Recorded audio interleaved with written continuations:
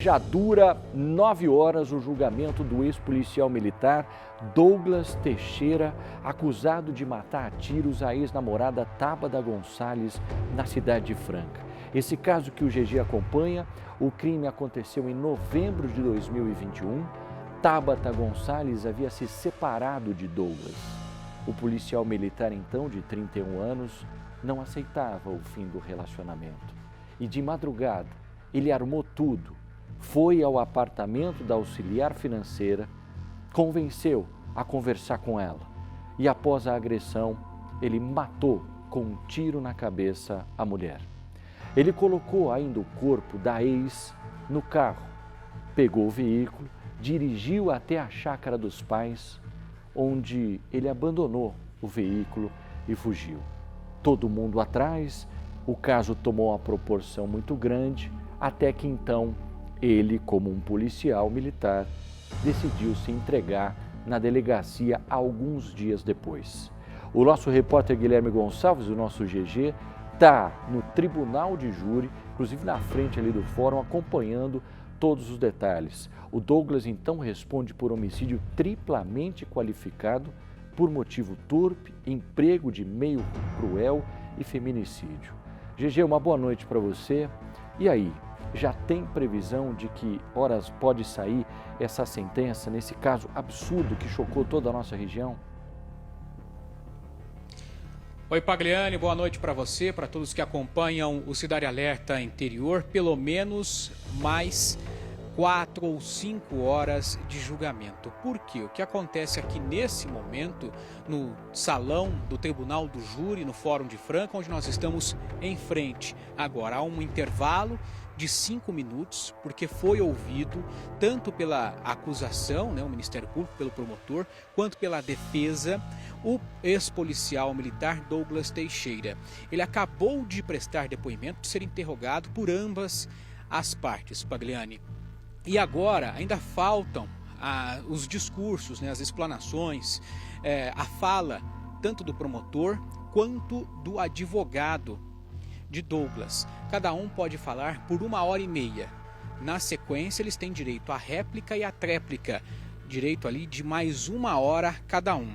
Na sequência, o juiz pode pedir um novo intervalo e os jurados, os 7, vão para uma sala em anexo ao tribunal, onde vão decidir se condenam ou não o ex-policial pela morte da namorada Tabata Gonçalves, que teria sido morta com um tiro na cabeça. Bom, Pagliani, hoje pela manhã foram ouvidas várias pessoas, começando aí com a mãe e a irmã da Tabata, que falaram do relacionamento abusivo, das agressões, das ameaças, que Douglas às vezes era muito ciumento, invadia a casa da Tabata atrás dela e que chegava a ter agressões e que inclusive ela registrou o boletim de ocorrência de violência doméstica contra o Douglas.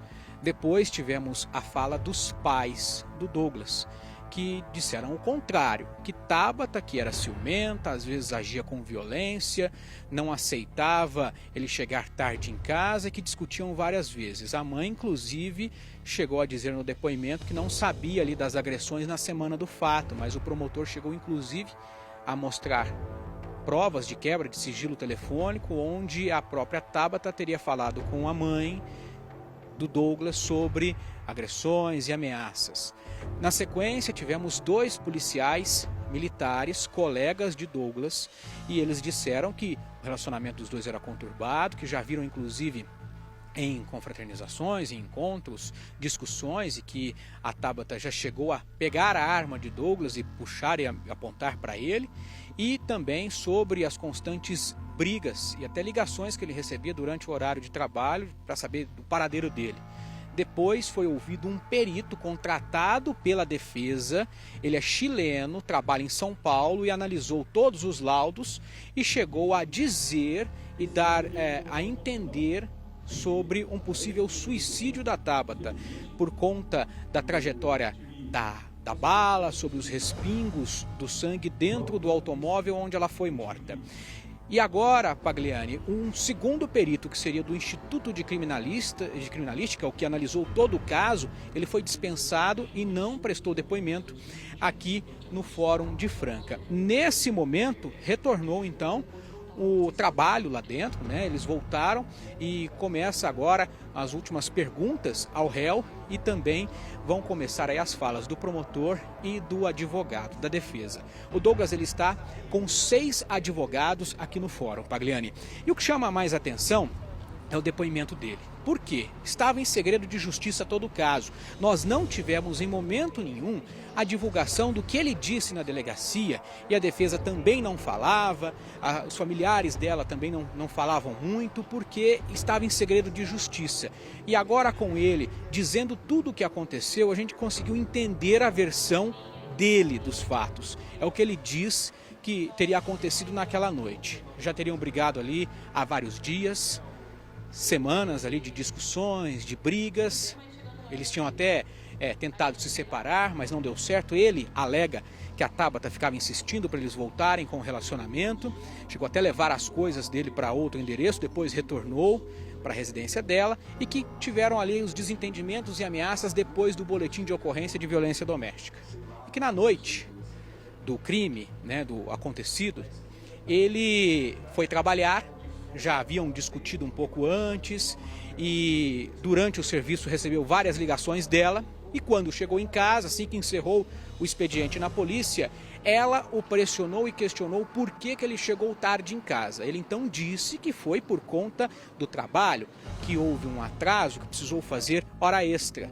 E aí continuaram a discussão. Em casa, ela teria pego uma arma, sem ele ver, uma arma dele registrada, e entraram no carro que é da Tabata. Então ele resolveu dirigir durante a discussão até o batalhão da PM, onde mostraria para ela a escala de trabalho. Ela não quis descer, continuaram discutindo ali próximo ao batalhão da PM em Franca, na região do Parque Universitário, e foi nesse momento, na discussão dentro do carro, com o veículo parado, ela no banco do passageiro, ela teria sacado a arma, apontou primeiro para ele. Ele tentou desarmá-la, não conseguiu, ela apontou essa arma engatilhada para a cabeça e no movimento para tentar tirar a arma da mão dela, ele acabou batendo no rosto dela, por isso as marcas de agressões, e o revólver, né, a arma, disparou e aí ela acabou falecendo. Ele então, desesperado, pensou também em tirar a própria vida, mas ligou para a mãe, conversou com a mãe o convenceu a levar ela até a chácara onde estavam ali, o pai e a mãe, que moravam numa estrada que liga Franca a Claraval. Chegando lá, ele deixou o carro, a cena do crime, que tudo aconteceu lá dentro, com o corpo dentro, levou a arma e fugiu e pediu para que os pais acionassem a polícia para serem feitos ali os trabalhos de perícia. Essa é a versão dele. A família da Tabata contesta isso, sempre contestou por conta das agressões.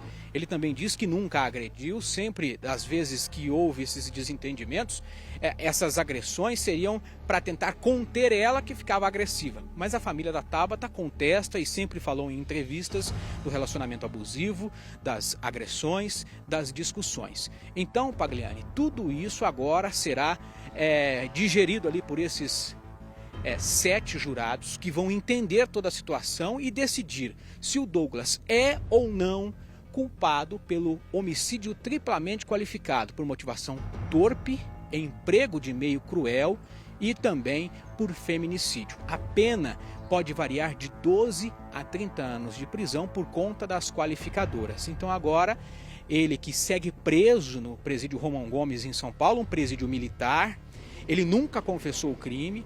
Agora ele dá essa versão que tentou desarmá-la enquanto ela tentava tirar a própria vida. Ele, se for preso, por ter sido detido e preso na época quando ainda era PM, ele pode continuar no presídio Romão Gomes se condenado. Então tudo acontece aqui agora, lá na sala do júri de Franca, aqui no fórum da cidade. Os trabalhos podem durar ainda mais 3, 4 horas e talvez serem suspensos, e a decisão só sair amanhã de manhã. Então a gente fica na expectativa do que pode acontecer aqui no Fórum de Franca a qualquer momento, que é a fala do promotor, também a fala dos advogados do Douglas, a réplica e a tréplica, e essa reunião dos 7 jurados, e a maioria decide o destino do ex-policial militar acusado desse feminicídio. Então essa, Pagliani, é a versão dele, que pela primeira vez a imprensa teve acesso. Nós ouvimos da boca dele o que ele disse aqui no tribunal do júri. Então agora restam essas 7 pessoas decidirem o destino dele.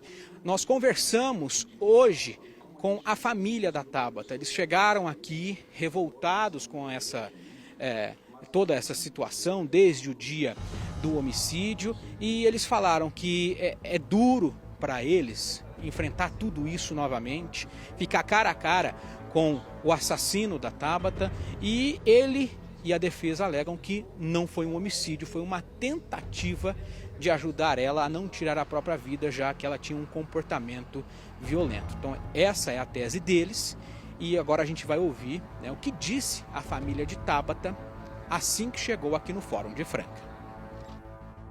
É muito difícil. Hoje nós estamos revivendo tudo que a gente passou há 2 anos e 5 meses, numa quinta-feira, num dia 18. É como se ela estivesse sendo assassinada novamente. É como se a gente estivesse descobrindo tudo o que aconteceu novamente. É muito difícil. Que ele pague pelo que ele fez. Um crime sem motivo. Ela tentou até o último minuto pensar nele. Ela deu tempo para ele ir embora. Ela foi amiga, ela foi companheira até no último minuto. Ela fez tudo para não prejudicar ele profissionalmente. A gente tem provas, está tudo aí nos autos. Mas ele não pensou nisso. Ele preferiu matar. Ele não aceitou perder alguém que era melhor que ele como pessoa, como ser humano. Nós queremos justiça por tudo que ele fez com ela, por tudo que ele torturou ela psicologicamente, fisicamente. Nós queremos justiça e que ele pague por tudo que ele fez com ela. A gente volta com todo o sentimento do dia e é revoltante. E realmente a gente só quer justiça mesmo, que ele pague mesmo. Atenção que o nosso repórter Guilherme Gonçalves trouxe informações importantíssimas que até então ninguém tinha. Nós já estamos com imagem ao vivo direto do plenário, onde essa pausa ela foi encerrada e começam os trabalhos. O que eu quero dizer para vocês é o seguinte, enquanto a gente está acompanhando a imagem ao vivo. Primeira coisa, o que passa na cabeça desse ex-policial quando senta no banco dos réus. Essa é a imagem que eu estou trazendo para vocês. Sabe por quê? Porque ele costuma prender as pessoas que cometem crimes para estar exatamente onde ele está sentado. E é um cara que passou por um curso e uma preparação para estar do outro lado. E ele hoje responde por um crime que até então está sendo apontado como responsável. Outra informação que eu trago para vocês aqui. Como pode, então, vir uma história de que ele pega o carro, depois da discussão na casa, que a Tabata pega então uma arma, a arma registrada dele, dentro de um carro. Ele vai com o carro até a frente do batalhão da polícia na cidade de Franca. Dali, ela não quer, e eles fazem o quê? Vão para onde? E no meio desse trajeto, ou depois do batalhão, acontece essa discussão dentro do carro, é o que ele está relatando, e ela saca a arma e de repente coloca a arma para se matar. Espera aí, ela é destra ou ela é canhota? Porque se vocês perceberem, o vidro do passageiro é do lado direito, então teria que ser canhota, certo? Outra coisa, essa marca de bala ou de tiro no vidro, ela foi de dentro para fora ou de fora para dentro? Essa imagem aí, ó. Então assim, ele constrói uma história que ele vai precisar sustentar. Outra coisa, não foi dito pelo GG e acredito que isso deve ter sido apresentado pela defesa, porque é uma riqueza de detalhes nisso.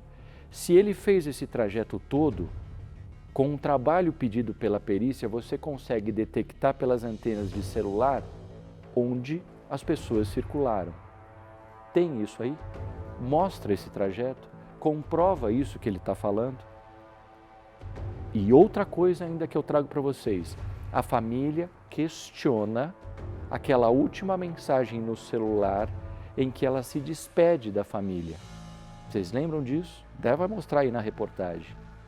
A família não acredita que ela tenha escrito aquilo.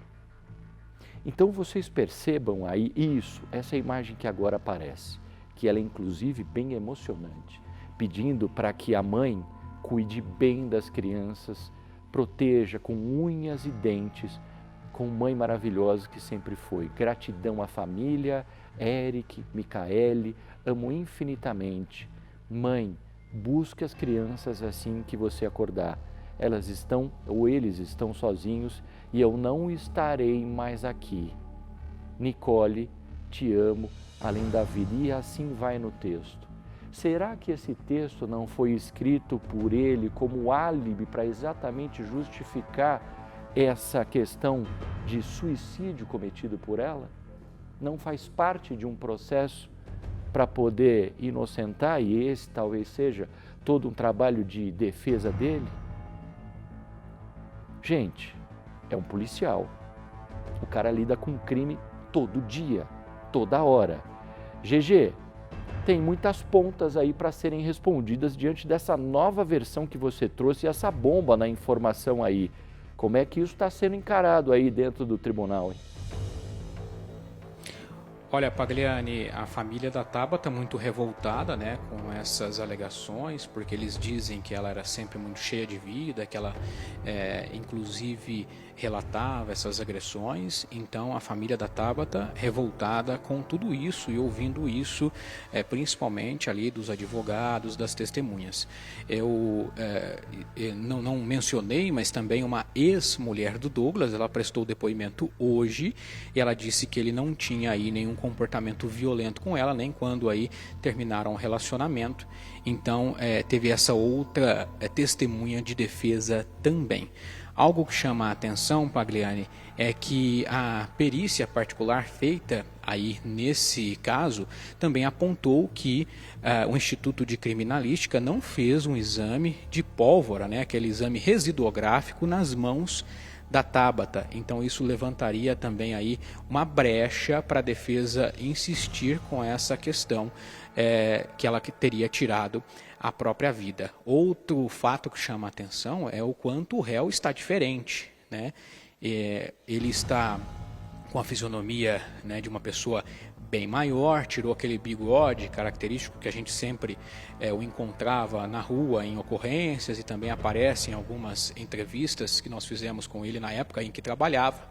Então isso chama a atenção também, a diferença na fisionomia do réu. Então agora, Pagliani, é isso que você disse, né? O promotor que fala nesse momento, o Cláudio Scavacini, ele que é um promotor de justiça do Ministério Público e especialista também em casos de violência contra a mulher, ele que assumiu esse caso e faz agora toda a explanação dele, ele fala e mostra aí essas provas, né, esses indícios que aconteceu ali um feminicídio e tenta convencer os jurados dessa situação e do que indica ali os laudos e também o inquérito policial, e até por isso que ele está preso no presídio Romão Gomes, presídio militar em São Paulo. Só esclarecendo também para o nosso telespectador, né, eu estou aqui na antessala do fórum, não estou lá dentro porque a fala atrapalharia ali o andamento do julgamento, e lá a gente também não pode captar o áudio do que está acontecendo nesse momento. Então a previsão, Pagliani, é que isso demore pelo menos mais umas 3 a 4 horas e essa decisão pode sair ainda hoje, no tardar da noite, ou então amanhã. Agora, sobre essa mensagem, né, ainda não chegaram a esse ponto da mensagem, não tem como cravar que foi ela ou ele que digitou essa mensagem, mas é claro que tudo isso será analisado e falado aqui também pelo promotor e pelos advogados de defesa, que são 6, Pagliani.